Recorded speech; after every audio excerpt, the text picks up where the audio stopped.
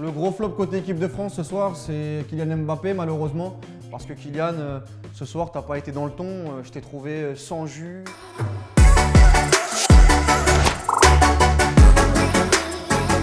Résultat négatif pour l'équipe de France, un peu décevant parce qu'il fallait lancer cette campagne de qualification de la meilleure des manières.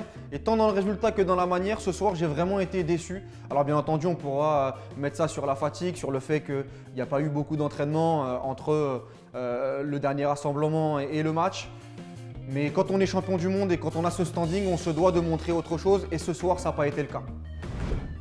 Il y a aussi les choix de Deschamps, moi, que je n'ai pas compris, notamment en deuxième mi-temps où Coman était le plus dangereux sur le côté. Il l'a sorti à la 60e pour des changements un petit peu bizarres. La sortie de Giroud pour faire rentrer Martial à la place d'Mbappé, Mbappé au poste de numéro 9 alors qu'il n'était pas dans une très grande forme. Donc voilà, clairement la deuxième mi-temps a été décevante côté bleu et Deschamps sur son coaching a sa part de responsabilité ce soir.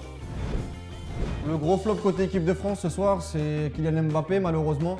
Parce que Kylian, ce soir, tu n'as pas été dans le ton. Je t'ai trouvé sans jus, peut-être fatigué par les dernières échéances avec le Paris Saint-Germain et les échéances qui vont arriver après le rassemblement. Mais quand tu mets le maillot de l'équipe de France, Kylian, tu dois le respecter un minimum. Et ce soir, je trouve que tu n'as pas, même sur le duel, le but des Ukrainiens, il vient sur un duel perdu de ta part où je te sens pas. Il faut mettre le pied à un moment donné où je te sens pas. Les Ukrainiens, ils vont pas te regarder jouer. C'est pas parce que tu es Kylian Mbappé, que tu coûtes 180 millions et que tu es l'une des plus grandes pépites mondiales qu'ils vont te laisser jouer.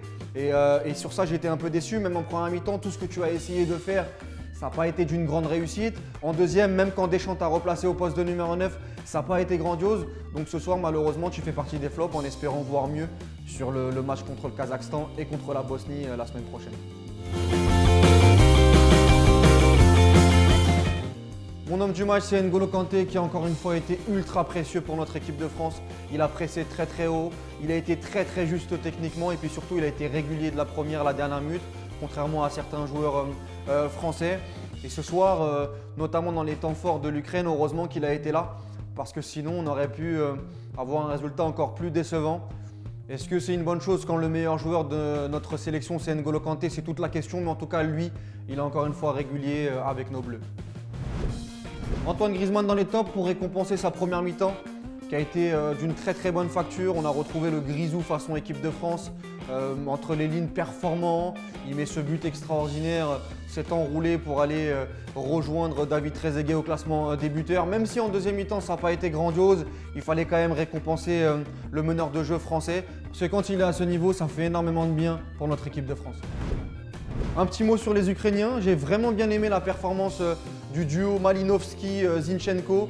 L'un joue à l'Atalanta et l'autre à Manchester City dans un autre rôle au poste de latéral gauche. Là, il a joué beaucoup plus haut sur le terrain et la deuxième mi-temps, elle a été vraiment de très bonne qualité. Ils ont réussi à garder la main mise sur le ballon et à inquiéter notre équipe de France, champion du monde.